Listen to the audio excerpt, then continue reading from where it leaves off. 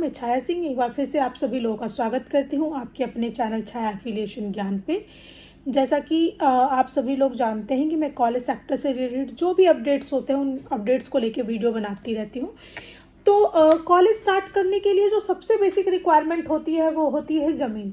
हालांकि उससे भी पहले रिक्वायरमेंट होती है ट्रस्ट सोसाइटी की, बट कहीं ना कहीं अगर सिस्टमेटिकली कोई बंदा चलता है, किसी एक्सपर्ट गाइडेंस से चलता है, तो उस कंडीशन में हमारे लिए जो फर्स्ट रिक्वायरमेंट होती है वो ज़मीन की होती है।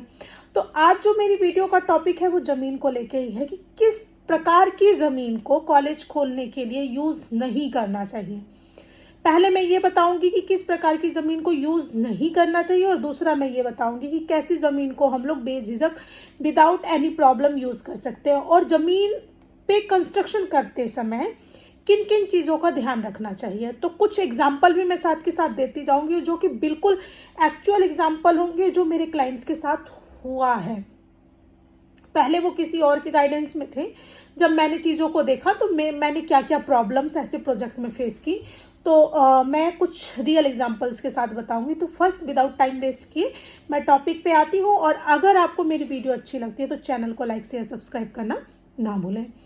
तो मैंने बात की कि किस प्रकार की ज़मीन को कॉलेज खोलने हेतु यूज़ नहीं करना चाहिए। तो सबसे पहला जो कॉन्सेप्ट होता है ज़मीन का, कोई भी कॉलेज खोलने का, तो सबसे पहले ये देखा जाता है कि कॉलेज जो हम खोलना चाह रहे हैं, कॉलेज में सिर्फ बीए पीएससी और डिग्री कॉलेज नहीं आता है। कॉलेज में आपका फार्मेसी, नर्सिंग, इस तरीके के भी कॉलेजेस आते हैं।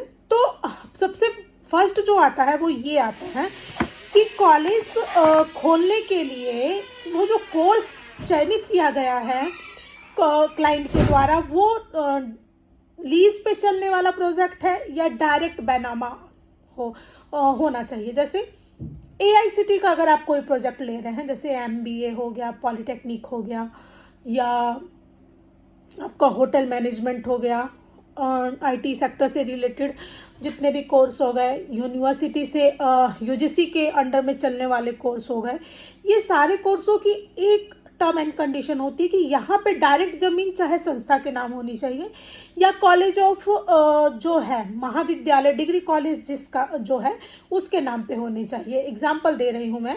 चाहे तो ज़मीन आप फॉर एग्जाम्पल आपके कॉलेज का नाम है आर्या कॉलेज है बीए बीएससी का, और जो उसको संस्था संचालित कर रही है वो चला रही है आर्या ट्रस्ट। तो जो ज़मीन है वो डायरेक्ट आर्या, चाहे तो ट्रस्ट के नाम हो या डायरेक्ट आर्या महाविद्यालय या आर्या कॉलेज के नाम हो, तो ये प्राइमरी फैक्टर होता है। अब सेकेंडरी हम आते हैं, ये हुआ बैनामा का एग्जांपल। अब हम सेकेंडरी आते हैं लीज वाले प्रोजेक्ट।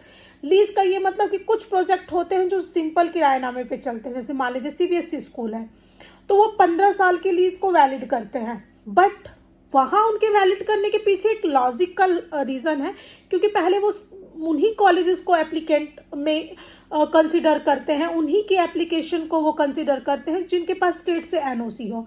अब घुमा फिरा के बात पहुंच गई स्टेट के ऊपर कि अब मुद्दा ये है कि क्या स्टेट लीज अलाउ कर रहा है या नहीं। तो इसका जवाब है कि कुछ राज्यों में स्कूल खोलने हेतु तो लीज अलाउड होता है, मतलब उनका बेसिक शिक्षा अधिकारी के थ्रू अलाउड करता है डिस्ट्रिक्ट बोर्ड, और कुछ जगहों पे नहीं करता है। तो अब ये मैटर यहाँ आगे फंस गया कि अगर सिंपल इसका जवाब मैं यही दूंगी कि बीएससी किस आधार पे आपको एनओसी दे रहा है वो फैक्टर आ जाएगा। बाकी सीबीएसई तो मान लीजिए कि 15 साल का लीज अलाउड कर रहा है, लेकिन सीबीएसई स्कूल कोई डायरेक्ट खोल नहीं सकता, उसके पास उसको राज्य से एनओसी पहले लेनी होगी, एसडीएम से लेटर लिखवाना होगा, लैंड का वेरिफिकेशन होगा, तो ये सारी चीज़ें होती हैं, तो वो राज्य पे आ गया। अब सेकंड एग्जांपल मैं आईटीआई की ले रही हूँ। आईटीआई पे लीज अलाउड है, तो आईटीआई में लीज आप दे सकते हैं। लीज कैसे दे सकते हैं? मान लीजिए ज़मीन मेरे नाम है, आईटीआई कॉलेज जो संस्था चलाएगी, उस संस्था का जो प्रबंधक है और जो कॉलेज खुल रहा है, जो आईटीआई कॉलेज खुल रहा है, उसका प्रबंधक दोनों सेम है। तो जो मैं हूँ वो लीज कर दूंगी प्रबंधक को और चलाने के लिए आईटीआई कॉलेज, ठीक है। तो इस तरीके से लीज बन जाती है। तो और फिर उसके बाद लीज में सेकंड कैटेगरी जो आती है वो फिर आती है रजिस्टर्ड लीज डीड की, जिसमें हमारे नर्सिंग कॉलेज कुछ जगहों पे लीज अलाउड नहीं है, कुछ जगहों पे लीज अलाउड है। तो अब जहाँ लीज अलाउड है वहाँ पे क्या है, 30 साल का रजिस्टर्ड लीज डीड बनेगा। जैसे उसकी भी वैल्यू, स्टाम्प ड्यूटी वगैरह सारी चीज़ें होती है। जैसे पेट्रोल पंप खोलने के लिए लीज बनता है, उस टाइप का ही रजिस्टर्ड लीज, की ऐसे कोई अपनी मर्जी से बीच में तोड़ नहीं सकता है। फार्मेसी कॉलेज के लिए रजिस्टर्ड लीज बनता है, रजिस्टर्ड लीज डीड बनती है। तो मैंने अभी आप लोगों को बताया कि ज़मीन भी दो तरीके की होती है। तो ज़मीन अब जो कोर्स है, मान लीजिए कोई कोर्स है वो बैनामे पे चलता है। बैनामे का ये मतलब, जिसका एग्जाम्पल मैंने आपको दिया है आईसीटी के प्रोजेक्ट, जिसका एग्जाम्पल दिया मैंने कॉलेज, लीज का एग्जाम्पल दिया मैंने सीबीएसई स्कूल, देन उसके अलावा मैंने आपको एग्जाम्पल दिया आईटीआई कॉलेज, सीबीएसई। तो इस टाइप के एग्जाम्पल मैंने लीज में दिए हैं आपको, या छोटे मोटे कोई भी प्रोजेक्ट हो गए। और रजिस्टर्ड लीज का एग्जांपल दिया मैंने नर्सिंग कॉलेज और फार्मेसी। अब ये चीज़ हर जगह के लिए फार्मेसी नर्सिंग लीज पे नहीं चलता है। फार्मेसी तो हर जगह लीज पे है, लेकिन नर्सिंग हर एक राज्य में लीज पे नहीं चलता है। इस चीज़ को थोड़ा ध्यान रखिएगा, बस मैंने ये एग्जांपल के लिए बताया है आपको। अब नेक्स्ट आते हैं कि किस टाइप की ज़मीन को यूज़ नहीं करना चाहिए। फॉर एग्जाम्पल, कोई ज़मीन है और वो ज़मीन ऑलरेडी ग्राम प्रधान ने पट्टे पे दे रखी है, ऐसी ज़मीन कभी यूज़ नहीं होनी चाहिए। देन उसके बाद मान लीजिए कि जैसे मेरे पास एक क्वायरी आई थी, मैं उसी के बिहाफ पे आपको बताती हूँ। पहले ज़माने में क्या था, एक्ट आया 1951 तक, सभी जितने भी ज़मींदार थे उन लोगों को बोलना था, कंफर्म करना था कि उनकी जो 200 एकड़ ज़मीन है वो किस किस पर्पज़ में यूज़ हो रही है। अगर जिन लोगों ने दे दिया क्लैरिफिकेशन, उनकी ज़मीन उनके पास रही, और जिन लोगों ने नहीं दिया उनकी ज़मीन गवर्नमेंट ने ले ली। तो उस कंडीशन में बहुत सारे लोगों ने क्या किया, अपनी ज़मीन को मठ बना दिया, मंदिर बना दिया, अनाथालय बना दिया, विश्राम गृह बना दिया, आपका बस स्टैंड के लिए दान दे दिया। तो ऐसी ज़मीनों पे उन लोगों ने क्या चालाकी की, मालिकाना हक अपना रखा, संस्थापक खुद को बनाया कि के द्वारा दान दी गई है। लेकिन वो ज़मीन बाद में अकॉर्डिंग टू नीड लोगों ने, जहाँ पे ऑनलाइन खतौनी निकलती है वहाँ तो ठीक है, लेकिन जहाँ ऑनलाइन खतौनी नहीं निकलती है, जैसे झारखंड, बिहार, या फिर कुछ यूपी के भी राज्य हैं जहाँ बहुत पहले ही चीज़ें हुई थी, फिर उसके बाद नहीं हुई, तो ऐसी जगहों पे क्या है, वो लोग वो ज़मीन बेचते हैं। ठीक, तो आप लोगों को उस टाइप की ज़मीन को कभी भी परचेज नहीं करना है, क्योंकि जब हम कोई कॉलेज खोलते हैं, लीज का कोई प्रोजेक्ट है तो ऐसी ज़मीन पे चल जाएगा क्यों। लेकिन अगर कोई हमारा ऐसा प्रोजेक्ट हम वहाँ फ्यूचर में स्टार्ट करना चाहें तो हम लोग नहीं कर सकते। क्यों? क्योंकि वहाँ पे हमें रिस्पेक्टेड जो संस्थान है, जो अप्रूवल बॉडी है, गवर्निंग बॉडी है, उसको लैंड यूज सर्टिफिकेट देना पड़ता है। तो आप कैसे लैंड यूज सर्टिफिकेट देंगे? लैंड यूज सर्टिफिकेट एसडीएम द्वारा प्रमाणित होना चाहिए कि ये जो ज़मीन है, इस पे जो इतनी गाटा संख्या, उसमें से जो इतना रकबा है, जो वर्ग हेक्टेयर है, डिसमिल है या वर्ग मीटर है, जो भी है, वो एजुकेशनल पर्पज से यूज़ की जा रही है। जब वो ज़मीन ऑलरेडी उसका लैंड यूज सर्टिफिकेट बन चुका है कि ये ज़मीन मंदिर के लिए है, ये ज़मीन मठ के लिए है, ये ज़मीन किसी और काम के लिए है, तो वो लैंड आप यूज़ नहीं कर पाएंगे। तो फिर क्या हुआ, एट लास्ट जाके आपको पता चला कि ज़मीन तो यूजलेस हो गई। लीज वाली चीज़ें चल जाएंगी। क्यों? क्योंकि लीज का क्या है, जिसने वो ज़मीन मठ को दी है वो बंदा प्रबंधक है, उस प्रबंधक ने डायरेक्ट कॉलेज ऑफ फार्मेसी संचालन हेतु जो यहाँ की संस्था का प्रबंधक था उसको दे दिया, तो यहाँ मैटर शॉर्ट हो जाता है। बट अगर डायरेक्ट बैनामी वाले प्रोसेस में जाए, हालांकि आपने उस बंदे से परचेस कर दिया लैंड, लेकिन लैंड का यूज सर्टिफिकेट नहीं, नक्शा पास नहीं होगा। क्यों? क्योंकि ऑलरेडी वो किसी और पर्पज से सारी चीज़ें चल रही हैं। अब एक ये मिस्टेक मैंने आपको बता दी कि कभी भी ऑलरेडी सरकारी संस्था वाली ज़मीनें नहीं लेनी चाहिए, चाहे वो लीज पे मिले, चाहे वो पट्टा मिले, चाहे कुछ भी, बिना रिकॉर्ड चेक किए कभी ना ले। क्योंकि एजुकेशन की लाइन में चीज़ें फंस जाती हैं। इंडस्ट्री में फंसे चाहे ना फंसे, लेकिन एजुकेशन की लाइन में चीज़ें ज़रूर फंस जाती हैं, क्योंकि यहाँ हर एक स्टेप पे हर एक डॉक्यूमेंट का वेरिफिकेशन होता है। देन अब मैं सेकेंडरी आऊँगी कि नक्शा। जब भी कोई आप प्रोजेक्ट कहीं स्टार्ट कर रहे हैं, सिंपल सी बात है, हम जो स्कूल कॉलेज का प्रोजेक्ट स्टार्ट करते हैं वो किसी छोटी सी जगह पर नहीं स्टार्ट होता है। मिनिमम किसी भी कोर्स को खोलने के लिए 1 एकड़ ज़मीन चाहिए। 1 एकड़ ज़मीन का मतलब है कि अगर बड़े बीघे में देखा जाए तो 1.5 बीघे जमीन, 1.5 बीघे का मतलब हुआ आपका 32 बिस्से का 1 बीघा होता है। तो 32 में 16 और ऐड कर लीजिए, तो ये आपका हो गया 48 कट्ठा या 48 बिस्से के आसपास। तो इतनी ज़मीन, हर जगह मेजरमेंट अलग अलग हो सकता है, मैं अपने लोकल मेजरमेंट पे बात कर रही हूँ। तो हर जगह जब इतनी ज़मीन आपको यूज़ करनी है तो बेहतर ये होगा कि आप जांच पड़ताल करके शुरू करें। तो जब आप नक्शा बनाते हैं, कोई भी प्रोजेक्ट जब स्टार्ट होता है तो सबसे पहले उसका लेआउट बनता है। जब लेआउट होता है तो प्राधिकरण में पहले उसको भेजिए पास होने के लिए, ताकि आपको ये पता चल सके कि भविष्य में गवर्नमेंट का कोई योजना तो नहीं है इस ज़मीन पे।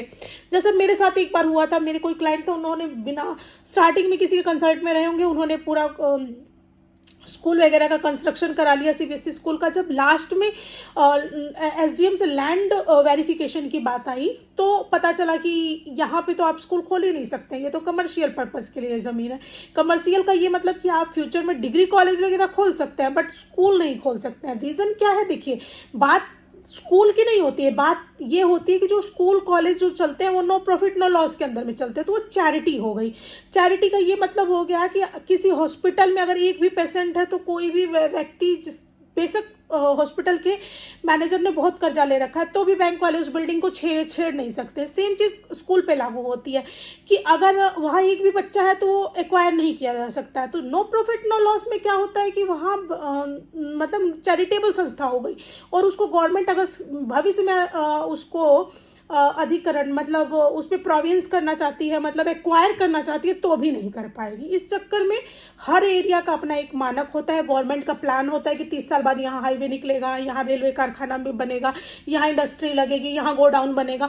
तो ये प्लान के हिसाब से। सेकेंड चीज़ मैंने आपको ये बताया कि जब भी कोई प्रोजेक्ट शुरुआत करें स्कूल एजुकेशन की लाइन में स्पेसिफिक, इंडस्ट्री की नहीं बात कर रही हूँ, मेरी लाइन की मैं बात कर रही हूँ, तो नक्शा जरूर पहले पास करा ले प्राधिकरण से। उसमें कुछ पैसे लगते हैं, मैं समझ सकती हूँ पैसे लगते हैं। सेकंड चीज लैंड कन्वर्जन। लैंड कन्वर्जन आपका होना चाहिए क्योंकि लैंड कन्वर्जन क्या होता है? सर्कल रेट के हिसाब से होता है। आज नहीं तो कल आपको लैंड कन्वर्जन कराना ही कराना है, तो आप जितना लेट करेंगे उतना लेट आपका कन्वर्जन का स्टम्प ड्यूटी लेट होने की वजह से बढ़ती चली जाएगी। देन उसके बाद मैंने आपको एक और बात बताई थी कि ट्रस्ट सोसाइटी के नाम ज़मीन करनी होती है या डायरेक्ट कॉलेज के नाम करनी होती है।